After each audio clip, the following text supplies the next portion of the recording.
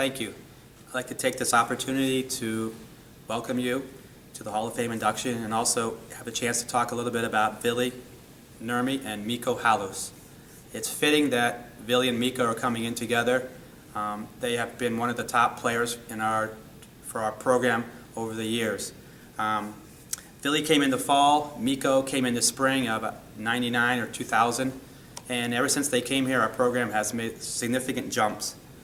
First year in the A10s, we were not seated very high. The year before, we finished 10th in the conference, and we were pretty happy to finish 10th. And that was a rare feat for us. When Vili and Mikko got here, the first year we finished 3rd.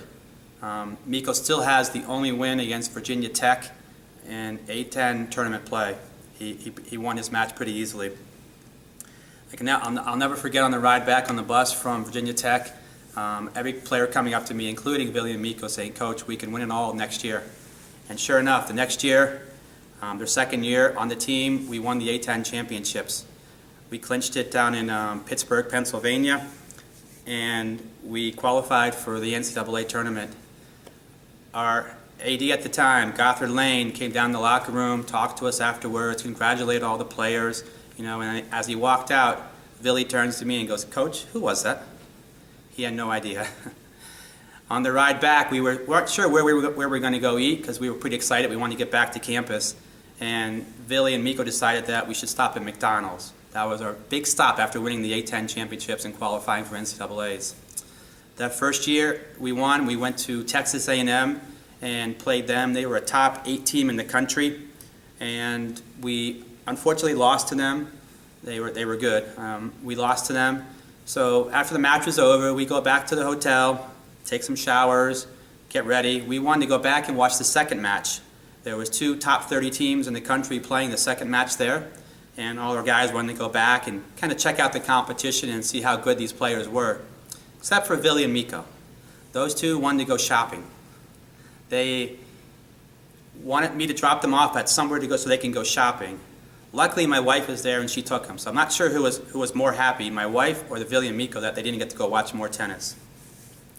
Their third year, the third year on the team, they finished 3rd in the conference, and we kind of not too happy, but finishing 3rd. We thought we could have done a little bit better.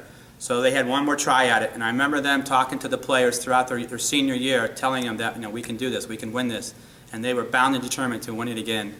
We did win it again, tough match, and it basically came down to Vili. And if anybody knows Vili, he doesn't want to do anything the easy way. The first year, he had a chance to clinch the match for us. He didn't do it. He kind of fooled around a little bit and lost it, but we still won it. This year, it came down to his match, and he clinched the match for us, which was very fitting for being a senior. Once again, we went down to, this time we went to University of Texas to play them. Lost again, but it was a great experience.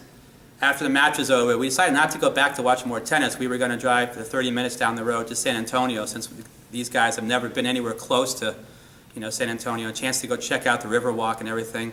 Once again, except for Vili and Mikko, they wanted to go to the mall. So I dropped them off at the mall, and they got their own ride back to the hotel later on.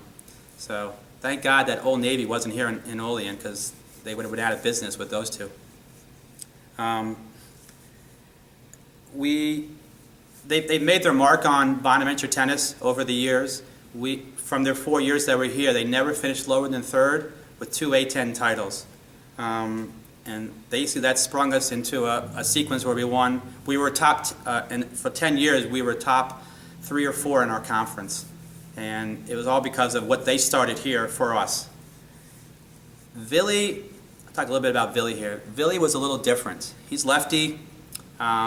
Mikko's righty, and that's pretty much and they're both from Finland. That's probably the only thing they have in common. Vili did all the talking. Mikko never talked. Okay, Vili would talk to anybody about anything. He never wanted to win the easy way. If he could win a match by hitting a drop shot or hitting it around the post, or he would rather do that than try to make it a simple win. I don't think he ever wanted to set here 6-0, because if he got up in the match, he would do something to goof around and screw it up for himself. So he was always borderline on GPA, so we were never sure if he was going to be eligible or not each year. So every Christmas we had to worry a little bit about him. But the scary part right now is that he's actually, in Finland, he's a college professor, so that's even more scary. So, Mikko never talked in English, never talked in Finnish, so you just never heard him speak hardly at all. When it's one of his last matches, unfortunately I wasn't there, one of his last matches, he was playing a guy, got up on match point, I believe, hit a beautiful running shot past the kid, and the kid unfortunately called it out when it was really in, but the kid called it out, and Mikko turns to him and goes, "That's the best shot I've hit in my entire life." So in the 4 years he was here, I don't think he ever said anything on the court. The first time we won A-10s, Mikko won his match, and all he said was, "Oi." That was it. We had a hard time telling if Mikko was winning or losing because he never changed his expression. It was always the same, no matter what. I'm